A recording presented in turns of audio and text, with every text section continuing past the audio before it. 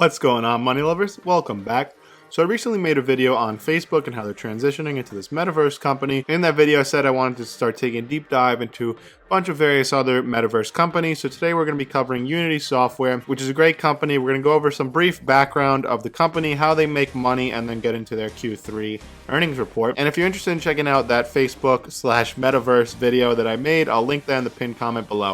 If you enjoyed the video today or learned something, please don't forget to like, subscribe, drop me a comment below if you have any questions. So Unity Software has always been about supporting creators to develop games. A big proponent of the company has been around the democratization of game development, making it so that everyone can develop games, even those who may not even have developer backgrounds, making this Unity software accessible to all. And you may or may not have known this, but the mega hit that came out in 2016, known as Pokemon Go, was actually developed using Unity software. Now, another cool thing with Unity is their optionality, and then we'll get into how they make money. So Unity software, while designed primarily for video games, is applicable to other industries as well. It's been used in the film and automotive industries, and automakers can use Unity's technology to create full-scale models of new vehicles in virtual reality, build virtual assembly lines, and train workers. Unity Engine is also used by DeepMind, an Alphabet company, to train artificial intelligence. Other uses being pursued by Unity technology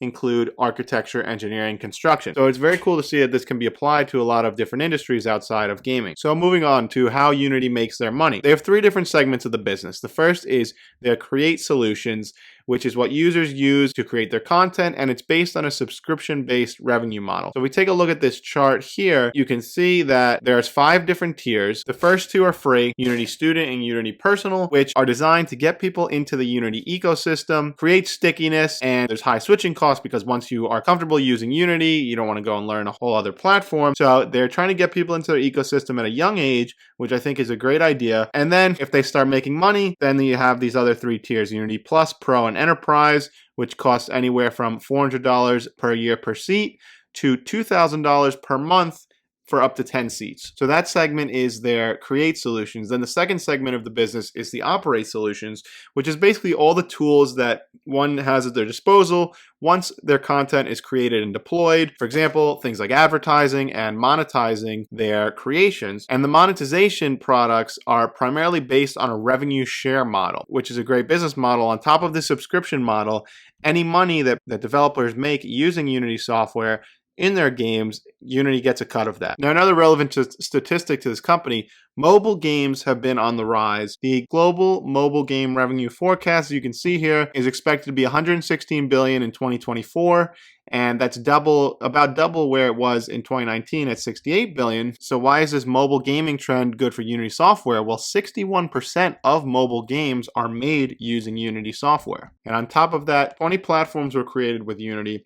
50% of all games, whether PC, console, or mobile, are powered by Unity, and 53% of the 1,000 top grossing mobile games globally are also powered by Unity. So lastly, moving on to their Q3 earnings report. So for Q3 2021, revenue was up 43% year over year, exceeding expectations. The company raised guidance, and they also announced that they're acquiring Weta Digital, which is a visual effects company that was utilized in the Lord of the Rings movies and the movie Avatar. So in the third quarter, they brought in revenue of $286 million, up 43% from the same period in 2020, and ahead of their guidance. And as a result, they increased their full year revenue guidance. So with Weta Digital, they will get their award-winning engineering talent and artist pipeline tools and technology. This acquisition is designed to put the most exclusive and sophisticated visual effects tools into the hands of millions of creators and artists around the world. So the CEO said, the acquisition, this sends a powerful message. All types of creators and digital artists can turn to Unity to create rich, interactive content and build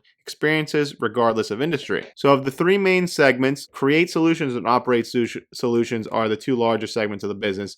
They brought in $83 million and $185 million respectively, an increase of 34% and 54%. And then the third segment of the business was their strategic partnerships and other revenue, which is much smaller, brought in only $17.6 million, a slight decrease of 3%. Now their loss from operations was $127 million, or 44% of revenue, compared to a loss of $141 million, or 71% of revenue in the third quarter of last year. So they are losing money, but we'll look at their balance sheet in a minute to see why they're losing money. All right, so if we take a look at their balance sheets, you can see total assets. They have $2.6 billion in total assets versus around $700 million in liabilities. So a great ratio of assets to liabilities. So a healthy balance sheet here. They have more than enough cash and assets to cover any of their liabilities. Now, if we take a look at their income here, so they brought in $286 million of revenue, but they still ended up with a loss from operations of $126 million. That's because they spent $350 million on operating expenses. So $180 million of that was research and development, $97 million sales and marketing, and $73 million general administrative. So this company is obviously in the growth phase, so they are spending a lot of money. So nothing out of the ordinary. It is good to see that they are losing less money compared to Q3 of last year. They lost $141 million.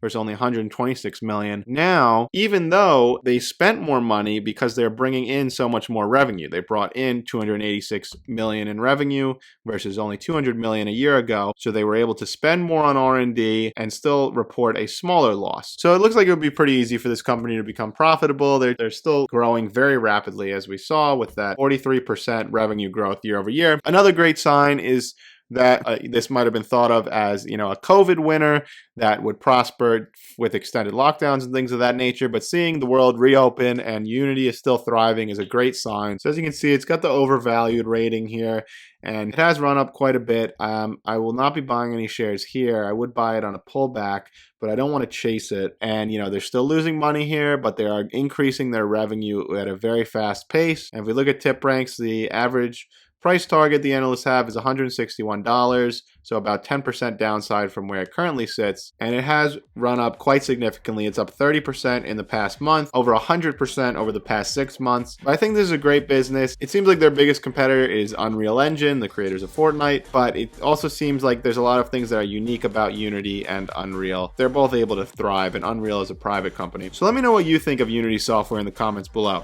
Are you buying? Why or why not? If you enjoyed the video, don't forget to like, subscribe, and let me know your thoughts. This is Vinny from the Investment Club, and I'll see you next time.